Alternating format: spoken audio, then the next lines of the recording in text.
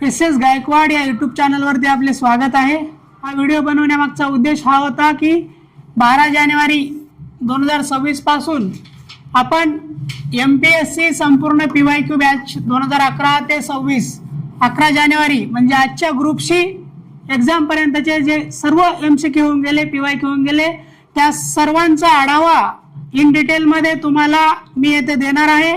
तर ही PYQ batch मी आपल्या या SS गायकवाड सिद्धू सर या यूट्यूब चॅनलवरती रेकॉर्डेड स्वरूपात उपलब्ध करून देणार आहे आणि उद्यापासून त्याची सुरुवात करतोय। आणि मित्रांनो, एकाच ठिकाणी एकाच चॅनलवरती MPSC चे टोटल PYQ उपलब्ध करून देणारे महाराष्ट्रातील आपले पहिले चॅनल असेल।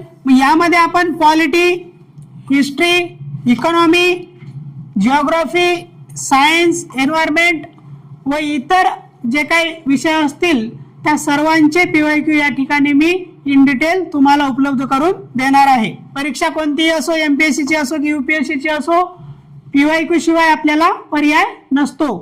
तुमचा सर्वोत्तम मार्गदर्शक PYQ चा असतो आणि त्यासोबत तुमचा सिलेबस, PYQ आणि एक सर्वोत्तम सोर्स, त्या तिन्हीची सांगड घालून आपण जर का मल्टिपल टाइम रिव्हिजन करत राहील तर त्या पर्टिक्युलर विषयामध्ये आपल्याला मार्क्स आल्याशिवाय राहणार नाहीत।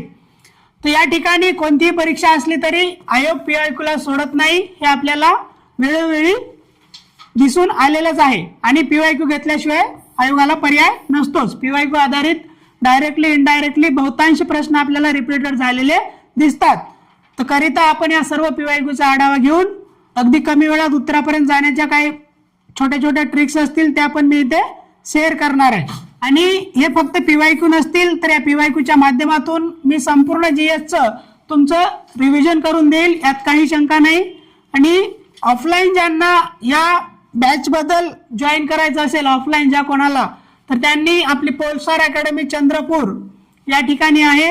तर या चंद्रपूर किंवा अवतीभोवतीच्या विद्यार्थ्यांनी ऑफलाईन PYQ बॅच असो किंवा येणाऱ्या एक्झामसाठी GS ची बॅच असो, सध्या मी संपूर्ण GS ऑफलाईन व संपूर्ण PYQ ऑफलाईन देखील देण्याचं माझं नियोजन आहे।